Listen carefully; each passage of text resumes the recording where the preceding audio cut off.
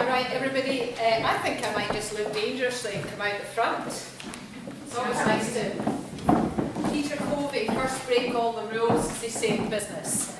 My name is Thomson. I'm the Managing Director of a group called Business for Scotland. That was set up, well, it was launched last May with a view to giving our business voices a say in this big debate. We felt it was simply too important to be left to politicians, and also what we've traditionally heard, and you hear it still all the time in the media, business says. And what they really mean by that is large multinational conglomerates say. And it frankly bears very little relation to what we understand as business in our community. Any town, in any city, you walk down a high street and you'll see your hairdressers, you'll see your plumbers, all what's known as the SME or small medium enterprise. And that's 99.3% of our businesses, of which 98.3% are small or 0 to 49 employees. And we felt it was very important that that type of business had a voice. Of course, a big business is important as well, we understand that. We've had really quite a good measure of success to date. We've got over 2,000 members now. We are literally growing apace. Every week we get more and more members. And the interesting thing is that these are kind of hard noses. They go, aye, right, let's just look at the numbers. Woof. So, I'll tell you briefly about myself and then we'll move on and talk about these numbers. If you look at my Twitter feed, I describe myself on one of the sort of bits of it as a serial maverick. And what I mean by that is that I was one of these sort of merry wee kids that always said why or why not, usually the opposite of what I was being told. And of course I too, like many of us, remember growing up being told that I was too wee, too poor and too stupid. And you'll notice I said I there, because I got quite irked that people said, ah. And I took it quite personally. You're joking me, aren't you? And even when I was young, my father, when I left school, his greatest ambition for me was to be a trainee clerkess in the electricity board in Glasgow. I was really quite annoyed about that, I have to say. We sulked a wee bit about that, I must admit. And this kind of idea of thinking differently and being challenging what I saw very much sort of stayed with me. I ended up as a professional musician, I ended up in IT, financial services for quite a long time, then property, and I ended up in business for Scotland. So what I was saying about the numbers, now there's just a few key messages here because you're bombarded day after day with they say, they say, they say. How do you know what's true? Statement of fact.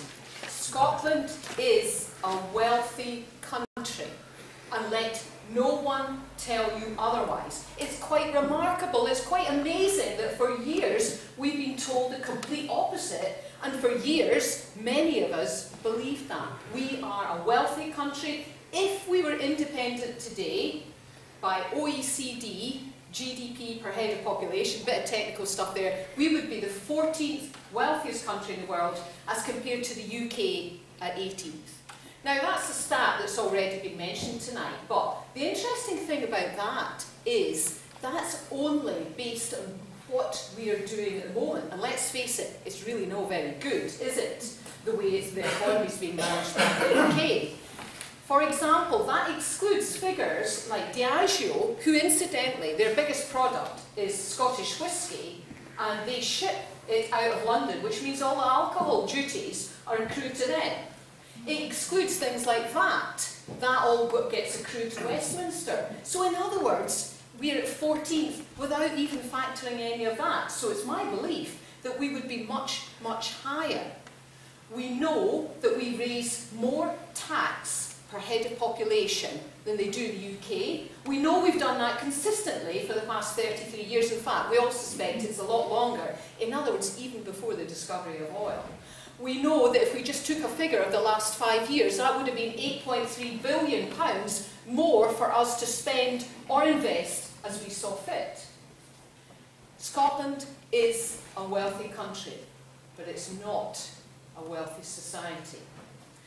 Fundamentally, this debate is about powers for a purpose, to affect change in our society. And it makes me think about this idea of just jogging along. What do we sign up to? And when I got involved in this, I describe myself as always politically aware, but I've never been politically active. Sometimes I think, how did this happen that I kind of ended up doing this? But as we've been kind of going along, I started to think myself, well, what didn't I sign up to? And actually I would say I've been culpable in accepting some things that when I've started looking into it are completely unacceptable. When did I sign up to such a fundamental lack of democracy in my society that we've got large tranches of our society don't bother to vote, they're effectively disenfranchised? When did I sign up to child poverty, where not only 1 in 5 of our children are in poverty, that's common or Gardner poverty if you like, but 1 in 9 of them are in extreme poverty, as defined by Oxfam. Extreme poverty. How does that happen when you stand up in Aberdeen and look out to sea and look at oil wells and turn inland and look at food banks? I didn't sign up to that. I didn't sign up to unemployment, cyclical, intergenerational unemployment where people have really given up the ghost, that they believe there is no hope. It's outrageous, and I certainly didn't sign up to weapons of mass destruction right next to Glasgow, because we all know if something went wrong where that would end up. So that's the things I didn't sign up to. It's fundamentally about powers for a purpose. So what are the differences we can make? If we think, let's take for an example, Scotland the brand. On the night, the 24 hours lead up to our big vote, to buy that airtime in international television would cost you about 800 million to £1 billion. What message are we going to send out about Scotland on that night? Are we going to be a new, emerging, exciting, dynamic and ambitious nation? Are we going to be, as Tony Benn said, no more a nation than Shropshire? And I'd leave you with that thought. Scotland, the brand, can be so much bigger. It's already got huge traction, but it can be so much bigger. That translates into greatly increased exports and export markets if only we're big enough, ambitious enough and brave enough to see that.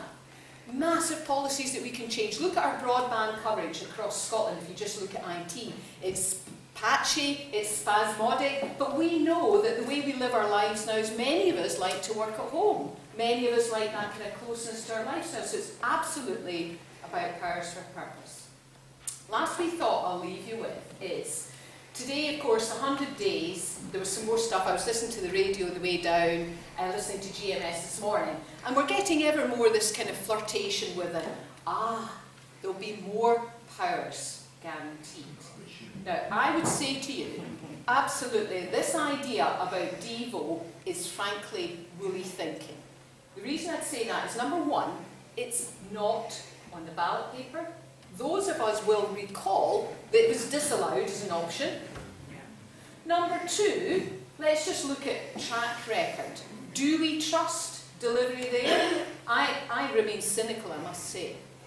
Number three, the rate of devolution. I was saying to one of the gentlemen in the kind of green room earlier, if you look at the rate of devolution from 2007, when the Calman Commission was set up, to its ultimate delivery next year in 2016, the burn rate, as we would say in business. Under the Labour Party proposals, it would take a further 170 years for full fiscal autonomy. Under the Tory proposals, it would take a further 100 years. Now, who here can wait 100 years to get 1 in 9 of our children out of extreme poverty? I know I certainly can't. Another wee thing that they obfuscate the issue. They talk about, Scotland and the Scottish Parliament raising more money. In other words, just being responsible for the collection of taxes. Now, anyone who's involved in business, you've always got two sides of the balance sheet. And that's only one. It's absolutely pivotal to have the powers to decide what you do with that. And just one wee thing, this is the only notes I usually start carrying this, because I can never remember this big long list off the top of my head. I remember some of them, but not all of them. You may hear people say to you, but, if you have a currency union, it doesn't really make much difference, does it? It's not going to make any difference. Now, let me be clear. Scotland would get the tax take from all these taxes that would accrue to us for us to decide how we're going to spend. This is what we get with independence. You do not get it with devolution in any way, shape or form. Right, we would get the tax take from VAT, national insurance contributions, obviously our geographic share of North Sea oil and gas, corporation tax, fuel duties, inheritance tax, tobacco duties, interest and dividends, alcohol duties, vehicle excise duty, capital gains tax, inheritance tax, insurance premium tax, air passenger duty, betting and gaming duties, climate change levy, aggregates levy, the Crown estate income. That's just some, that's not even all the list. That's what we get. So put aside this thinking about that. We can wait for 100 years. I don't believe we should. I think we need to be bold, brave, ambitious, and look to effect significant change. We are a wealthy country, but we're not yet a wealthy society. And that is what I'm looking to achieve in this.